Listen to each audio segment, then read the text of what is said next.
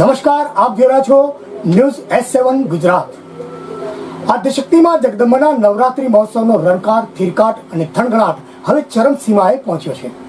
પાટણ શહેરમાં યોજાઈ રહેલા વિવિધ ગરબા મહોત્સવમાં યુવાધન હિલોળે ચડ્યું છે। એવા દ્રશ્યો રાત્રિ દરમિયાન જોવા મળી રહ્યા છે। જાહેર ગરબા સ્થળો સહિત શેરી ગરબાઓમાં ખેલૈયાઓ મન મૂકીને ગરબાની રંગત જમાવતા સમગ્ર વાતાવરણ ભક્તિના રંગે રંગાઈ ગયેલું જોવા મળ્યું છે। નવરાત્રી મહોત્સવની એક પછી એક રડિયાળી રાત્રો આંખના પલકારામાં પસાર થઈ ગઈ। જેમ જેમ એક રાત પસાર થાય છે તેમ તેમ ખેલૈયાનો ઉત્સાહ અને ઉમંગમાં અનેરો થનગનાટ જોવા મળી રહ્યો છે।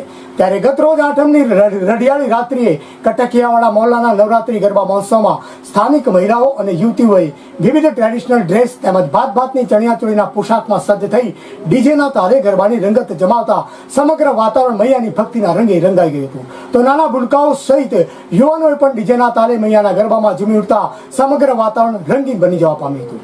કટકિયાવાડા મોહલ્લાના યુવક મંડળ દ્વારા છેલ્લા 30 વર્ષથી નવરાત્રી ગરબા મહોત્સવનું ભવ્ય આયોજન કરવામાં આવે છે। ત્યારે ચાલુ વર્ષે પણ નવરાત્રી મહોત્સવનું આયોજન કરવામાં આવ્યું છે। તો યુવક મંડળ દ્વારા ખેલૈયાઓના ઉત્સાહને વધારવા માટે પ્રોત્સાહિત ઇનામો આપી તેઓને સન્માનિત કરવામાં આવે છે। આમ પાટણ શહેરમાં હવે નવરાત્રી મહોત્સવ ચરમસીમાએ પહોંચતા સર્વત્ર મૈયાના ચાચર ચોકમાં ગરબાની રમઝટ જોવા મળી રહી છે। તાલીઓથી ગડગડાટથી સન્માન કરશે। હવે તમારા મહેલામાં કટકિયાવાડામાં જે નવરાત્રી મહોત્સવનું જે આયોજન કરવામાં આવે છે, શું કહેશો તમારી નવરાત્રી વિશે?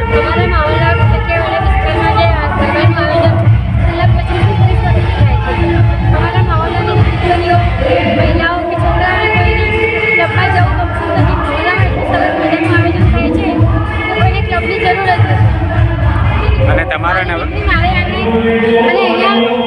મહોલ્લામાં જે ગરબાનું આયોજન થાય છે મુખ્ય ધ્યેય છે કે આપણી દીકરી સુરક્ષિત રહે।